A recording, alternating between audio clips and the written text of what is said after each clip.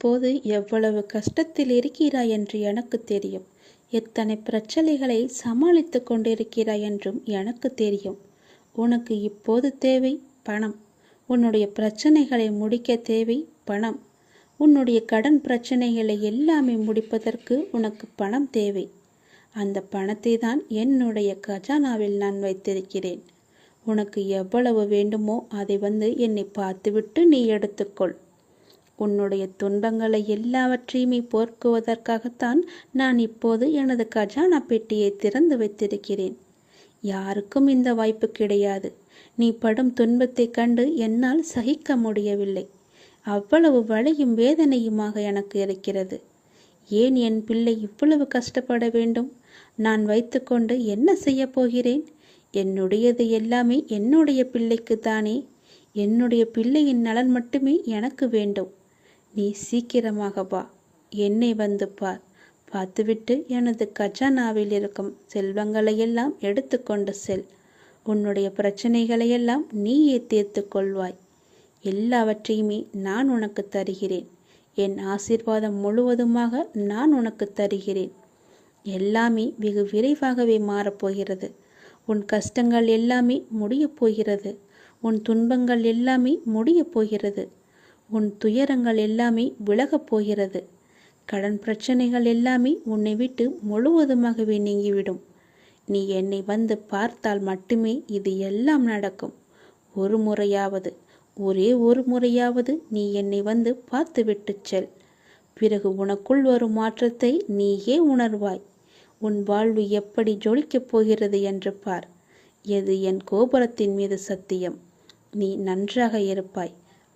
உனக்கு வேண்டியதை எடுத்துக்கொண்டு போ. சோகம் என்னும் பறவை உங்கள் தலைக்கு மேல் பறப்பதை தடுக்க முடியாது. ஆனால் தலைக்கு மேல் கூடு கட்டுவதை தவிர்க்கலாம் தானே? யாரும் உன்னை குறை கூறினால் அது உண்மையாயின் திரித்துக்கொள். பொய்யாயின் அதை நகைத்து விடு. வீழ்வது வெட்கமல்ல, ஆனால் வீழ்ந்து கிடப்பதுதான் வெட்கம். புரிகிறதா? வீழ்ந்து கிடப்பதுதான் வெட்கம். வீழ்ந்தால் உடனே எழுந்துவிடு. நீ நகைத்து அவர்களுக்கு முன் நகைத்துப்பார். அவர்களே தலை தெறிக்க ஓடிவிடுவார்கள். பேருந்து பயணத்தில் நடத்துனர் கொடுக்க வேண்டிய மீது சில்லறைக்காக முழு பயணத்தையும் நாம் ரசிக்க மறக்கிறோம். அப்படிதான் வாழ்க்கையிலும் சில சில்லறை பிரச்சனைக்காக முழு வாழ்க்கையுமே நாம் ரசித்து வாழ மறந்து விடுகிறோம். ஆகவே விழிப்புணர்வுடன் எது வாழ்விற்கு உகந்தது, எது உகந்ததல்ல என்பதில் கவனத்துடன் இருந்தால் இலக்கை நோக்கி அடைவது மிக மிக எளிது. அனைத்திலும் பேதம் பாராது சமநிலைத்தன்மையை கொண்டிடுங்கள். மனம் அழகாக இருந்தால் காணும் காட்சிகளும் அழகாகவே இருக்கும். ஆகவே மனதில் குப்பையான கீழான எண்ணங்களை ஒருபோதும் சேர்க்காதே. மனதில் நல்ல நேர்மையான எண்ணங்களை விதையுங்கள். நல்லது நடக்கும். எப்போதும் உண்மையை பேச கற்றுக்கொள்ளுங்கள். உண்மைக்கு நிகர் உண்மை மட்டும்தான். பொய் ரொம்ப நாட்கள் வாழாது. சீக்கிரமாகவே மடிந்துவிடும். ஆரம்பத்தில் சற்று சிரமமாகத்தான் இருக்கும். பழகிவிட்டால் பொய் சொல்லவே நமக்கு கூச்சமாக இருக்கும். உண்மைக்கு மிக வலிமையான சக்தி இருக்கிறது. அது சத்தியமானது, வலிமையானது. இறைவனுக்கு இறங்கி வருவார். நாம் வாழ்கின்ற வாழ்வில் அறமாகிய உண்மை இருந்தால் அந்த இறைவனை நம்மை தேடி தானாக இறங்கி வருவார். வாழ்கின்ற வாழ்வில் அறமாகிய உண்மை இருந்தால், அறமாகிய உண்மை இருந்தால் மட்டுமே இறைவன் நம்முடன் கலந்து விடுவார். ஆகவே உண்மை, நேர்மை, சத்தியத்தை எல்லாம் கடைபிடித்து வாழுங்கள். நீங்கள் வாழ்வதில் உயர்வது சென்னம். உங்கள் வாழ்வை யாராலுமே எதுவுமே செய்ய முடியாது. உண்மைக்கு அழிவே கிடையாது. அதை முதலில் தெரிந்து கொள்ளுங்கள். உண்மை சொல்லுவதால் என்ன ஆகிவிடப் போகிறது? ஒரு பொய்யை சொல்லி காலம் முழுவதும் குற்ற உணர்ச்சியுடன் இருப்பதற்கு பதிலாக ஒரு உண்மையை சொல்லி நிம்மதியாக வாழ்ந்து விடலாம். அந்த உண்மைக்கு அவ்வளவு நிம்மதியை தரும் சக்தி இருக்கிறது. அதை நீ மறந்து விடாதே. பொய்யை சொல்லி இன்று தப்பித்து விடலாம். நாளை நிச்சயமாகவே காலம் காட்டிக் கொடுக்கும். அதனால் உண்மையாகவே இருங்கள். நாக்கில் வருவது எப்போதுமே உண்மையான பேச்சாக மட்டுமே இருக்கட்டும். நான் உங்களிடம் வருகிறேன். வாழ்வில் நடக்கும் இன்பத் துன்பங்களை உள்ளது உள்ளபடி ஏற்கும் மனப்பான்மையை முழுமையாக நீ வளர்த்துக்கொள். அப்படி நீ வளர்த்து கொண்டால் நீ என் நேரமும் கவலைகளாலும் விரக்தியாலும் மூழ்கியே இருக்க மாட்டாய். அப்படி கவலைகளாலும் விரக்தியாலும் மூழ்கியே இருப்பதால் உன்னுடைய கவலைகள், அதாவது கடமைகளிலிருந்து கவனம் சிதறுகின்றது. கவலையையே நீ கண்கொண்டு பார்த்து கொண்டிருக்கிறாய். உன்னுடைய கடமையை நீ தவற விட்டு விடுகிறாய். உனக்கானது உன்னுடைய கடமை, அது நீ நிறைவேற்றியே ஆக வேண்டும். எப்பொழுதும் வீழ்ந்து கொண்டே இருக்கிறோமே என்று அருவிகளோ, காலையில் பூத்து மாலையில் வாடி விடுவோமோ என்று மலர்களோ வருந்துவதில்லை. வீழ்ந்த அருவியே அகண்ட ஆறாக நாம் வாழ்வதற்கு தேவையான வற்றாத ஜீவ நதியாக ஓடுகிறது. ஒரு நாள் மட்டுமே பூத்தாலும் அப்பூக்கள்தான் இறைவனை சென்று சேருகிறது. எனவே நான் அடிக்கடி கூறுவது இங்கு எதுவும் நிரந்தரமில்லை என்று. அதை மட்டும் நீ மனதில் வைத்துக்கொள், மறந்து விடாதே. உனக்கு எது நடந்தாலும் எல்லாமே நன்மைக்கே என்று எடுத்துக்கொள். இவ்வுலகம் நம்மை எப்படி பார்க்குமோ என்று பயப்படாதே, வருந்தாதே. அவர்களுடைய பார்வை அப்படிதான். அதையெல்லாம் நீ பெரிதாக பார்த்தால் நீ வாழ முடியாது. இங்கு உள்ளவர்களின் பார்வைக்கு விளக்கம் அளிக்க முடியாது. சிலர் உன்னை திமிர் பிடித்தவர் என்று சொல்வார்கள், கெட்ட எண்ணம் உடையவர் என்றும் சொல்வார்கள்.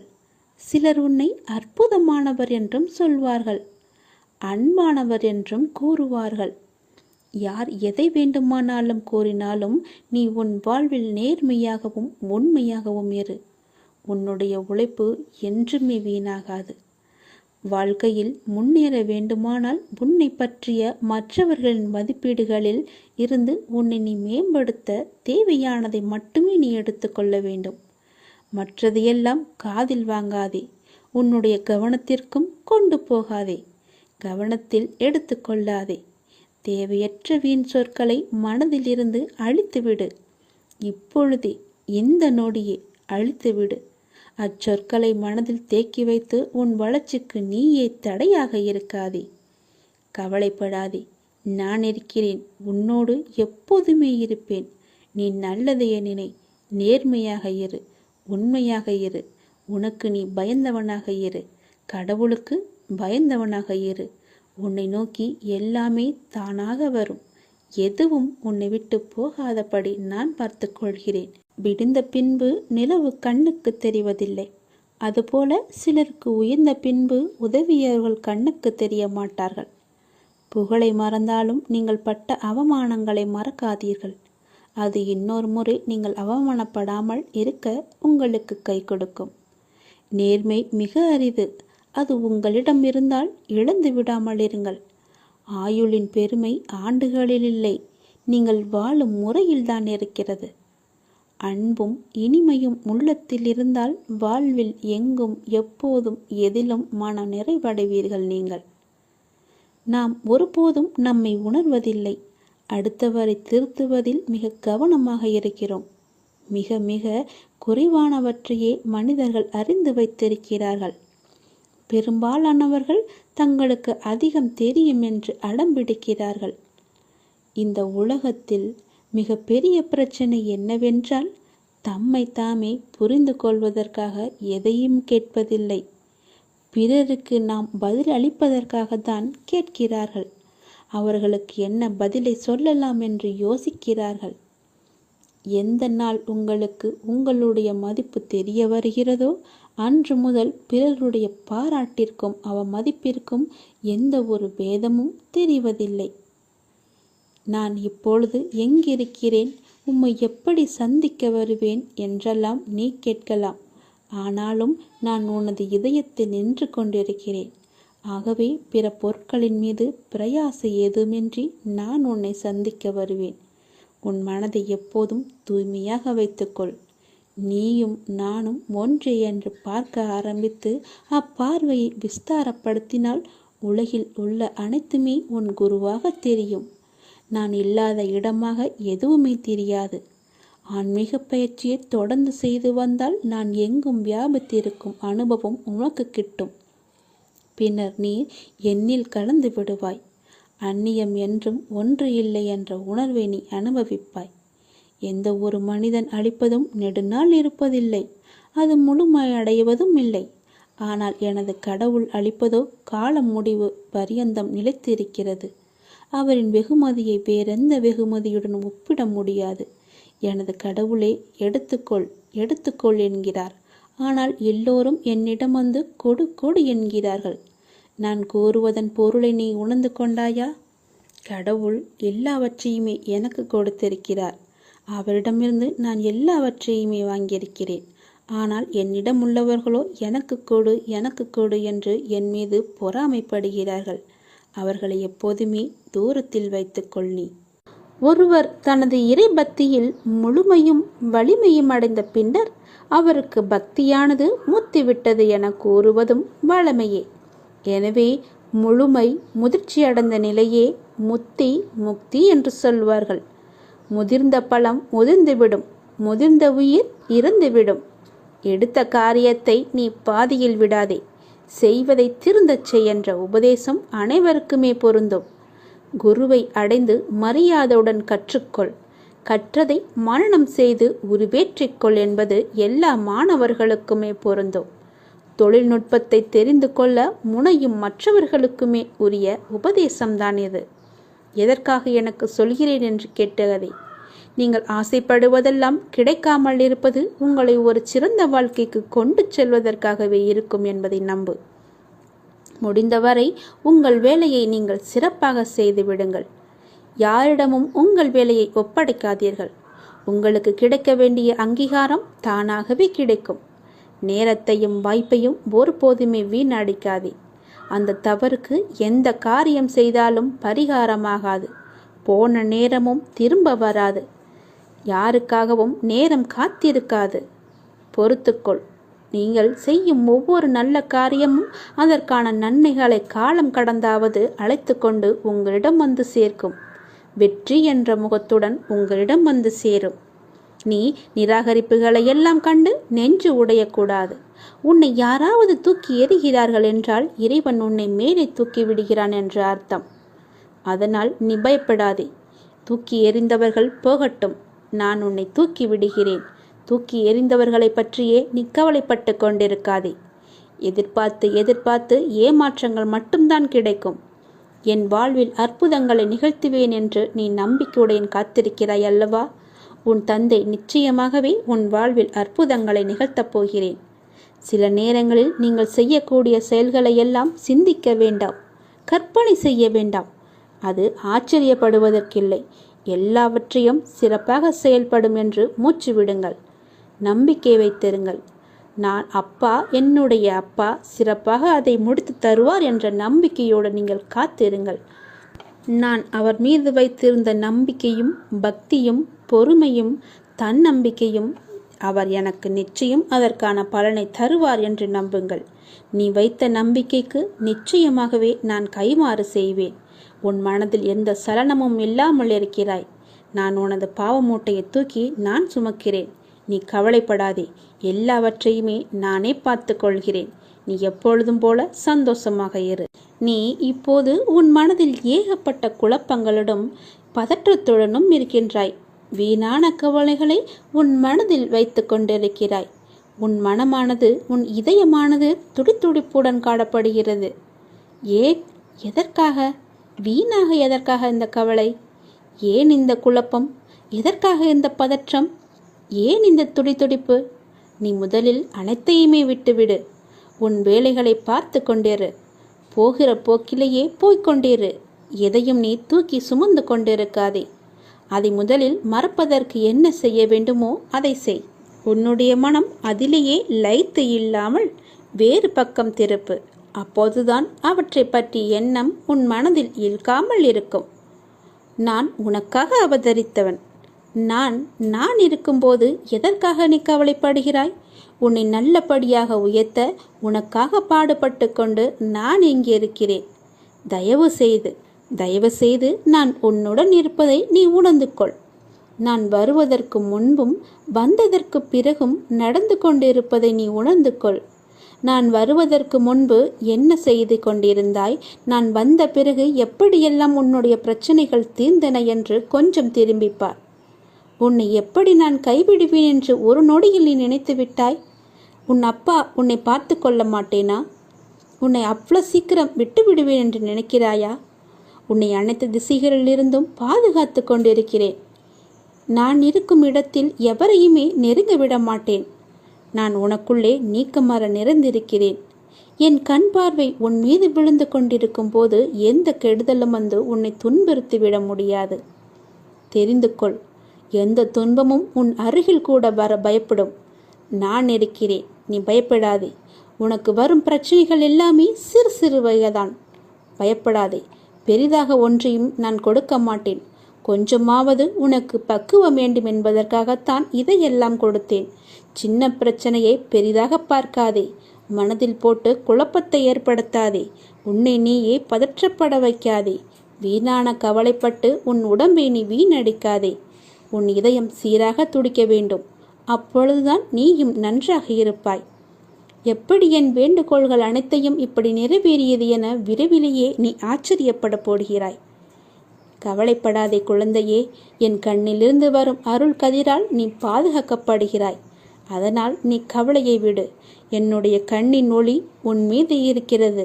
என் பார்வை முழுவதுமாகவே உன் மீது மட்டும்தான் இருக்கிறது.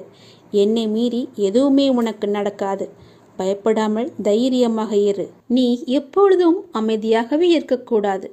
யார் உன்னை கீழே நோக்கி விழ செய்தார்களோ அவரை நோக்கி நீ மேலே எழு. எதற்காகவும் தயங்கி போய் கூனி குறுகி நிற்காதே. உனக்கு துணையாக உன் அப்பன் ஈசன் நான் இருக்கிறேன். நீ கவலையின்றி தைரியமாக மேலே எழுந்து வா. நீ மேலே எழும்புவதற்கு என்னுடைய கையை தருகிறேன். என் கையை பிடித்துக்கொண்டு நீ மேலே எழுந்து வா. நீ ஒரு இடத்தில் அவமானப்படும் போது கூனி குறுகி நிற்காமல் அவதாரம் எடுத்து காட்ட வேண்டும். கீழே வீழ்கின்ற போது விஸ்வரூபமாக எழ வேண்டும். உன் மனம் புண்படுகின்ற போது எல்லாம் புன்னகை செய். அதுவே அவர்களுக்கு மிக பெரிய தண்டனையாகிவிடும். நீ அவர்களிடம் வாதாடுவதை விட்டுவிட்டு நான் அவர்கள் முன்னையில் வாழ்ந்து காட்டுவேன் என்ற சபதம் எடு. நீ அன்பிற்காக ஏங்கி தவிக்கும் ஒரு இதயத்தை எந்த நிலையிலுமே அலட்சியப்படுத்தாதே. உன்னுடைய அன்பிற்காக ஏங்கி தவிக்கும் பல பேர் இருக்கின்றனர். உன்னை உயிராய் நினைக்கும் உறவு உன்னை விட்டு போகப் போகிறது. அதனால் உன்னுடைய கோபத்தை நீ விட்டுவிடு. அலட்சியப்படுத்தாதே அவர்களை. ஏனெனில் அதனை விட இவ்வுலகில் பெரிய பாவம் எதுவுமே இல்லை. உன்னை நம்பி வந்த உறவு அது. ஒருவனிடம் தர்ம சிந்தனை இருக்கும் பொழுது அந்த தர்மமே அவன் எதிர்காலத்தை பார்த்து கொள்ளும். ஏனென்றால் ஒரு மனிதன் என்ன பிரார்த்தனை செய்தாலும், எத்தனை மந்திரங்கள் உரியேற்றினாலும், எத்தனை அபிஷேகங்கள் யாகங்கள் செய்தாலும் கூட அவனிடம் உதவும் குணம் இல்லை என்றால் இறையருளை பெற முடியாது. ஒரு மனிதன் இறையருளை பெற வேண்டுமென்றால், ஏன் இறை நம்பிக்கை இல்லாவிட்டாலும் கூட பரவாயில்லை, தர்ம குணமும் பிறருக்கு உதவும் குணமும் இருந்துவிட்டால் போதும். இவன் இறைவனை தேடி போக வேண்டியதில்லை. அந்த இறைவனை இவரை தேடி வந்து விடுவார். இவன் இல்லம் நோக்கி வந்து விடுவார். எவன் அதிக அளவு தர்மம் செய்கிறானோ அவனிடம் இறையே வந்து கையேந்தும். அந்த அளவுக்கு தானத்திற்கு அவ்வளவு ஒரு மகிமை. பக்தினி, நீ இப்போது ஏன் குழம்பி போயிருக்கிறாய்? உனக்கு என்ன வர வேண்டும்? உனக்கு ஆரோக்கியம், பொருளாதாரம், மன நிம்மதி எதுவாக இருந்தாலும் என்னிடம் கேள். நான் உனக்கு தருகிறேன். நீ யாரிடமும் போய் கையேந்த வேண்டாம். நீ கவலைப்படாதே. யாரிடமும் கையேந்தும் நிலைப்படி நான் உன்னை வைக்க மாட்டேன். உன்னுடைய எல்லா பிரச்சனைகளுமே நான் தீர்த்து விடுகிறேன். என்னை நம்பு. என்னை முழுவதுமாக நம்பு. ஒரு முறையாவது, தினமும் ஒரு முறையாவது என்னுடைய பெயரை சொல்லி என்னை கூப்பிடு. உன் குழப்பங்களுக்கு எல்லாவற்றிற்குமே நான் விடை தருகிறேன். உனக்கு என்ன வர வேண்டும் கேள். நான் உனக்கு தருகிறேன். எடுத்துக்கொள். பிறந்தோம், வாழ்ந்தோம், இறந்தோம் என்று இல்லாமல் நீங்கள் யார் என்று கண்டடையுங்கள். ஒரு தாய் குழந்தையை பெற்றெடுப்பது அந்த பிரசவ வேதனை சொல்லி மாளாது. நீங்களே உங்களை மீண்டும் பிரசவிப்பதும் அவ்வளவு வேதனையான விஷயம்தான். அதனால்தான் யாரும் அதை செய்வது இல்லை. நமக்கு எதுக்கு அந்த வலி என்று இருந்து விடுகிறார்கள். வெகு சிலரே. சிலுவை சுமந்து காடு மேடெல்லாம் அலைந்து சாப்பாடு தண்ணி இல்லாமல் தங்களை தாங்களே தேடி அடைகிறார்கள். சிந்திக்க வேண்டிய ஒரு விஷயம். சிந்தித்து பாருங்கள். வாழ்க்கையை ஒரு முறை பின்னோக்கி பாருங்கள். என்ன நடந்தது இதுவரை என்று உங்களுக்கு புரியலாம், புரியாமலும் போகலாம். எங்கெல்லாம் ஒருவர் அழகை காண்கிறாரோ அது அந்த மனிதருடையதல்ல. அழகின் பின் இறைவன் இருக்கிறார் என்பதை நீங்கள் உணர வேண்டும். இறைவன் இல்லாமல் எந்த அழகும் இருக்க முடியாது. அதனால்தான் சத்தியம், சிவம், சுந்தரம் என்று சொல்லப்படுகிறது. எங்கெல்லாம் சிவபெருமான் இருக்கிறாரோ அங்கெல்லாம் அழகும் சத்தியமும் இருக்கிறது.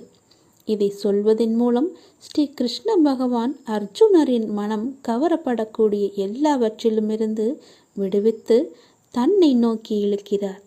கிருஷ்ணா என்றால் கவர்ச்சி.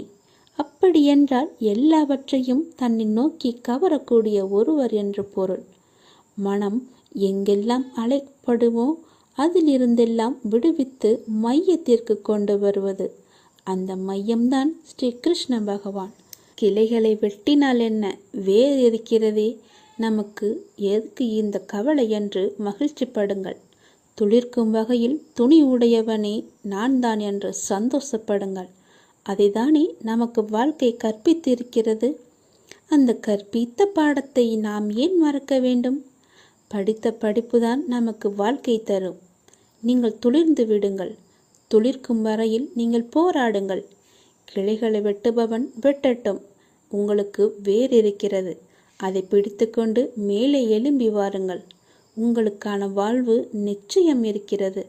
அதில் உங்களுக்கான வெளிச்சம் நிச்சயம் தெரியும். அதன் வழியை நீங்கள் பயணித்தால் உங்கள் வாழ்க்கை வெற்றியாகும்.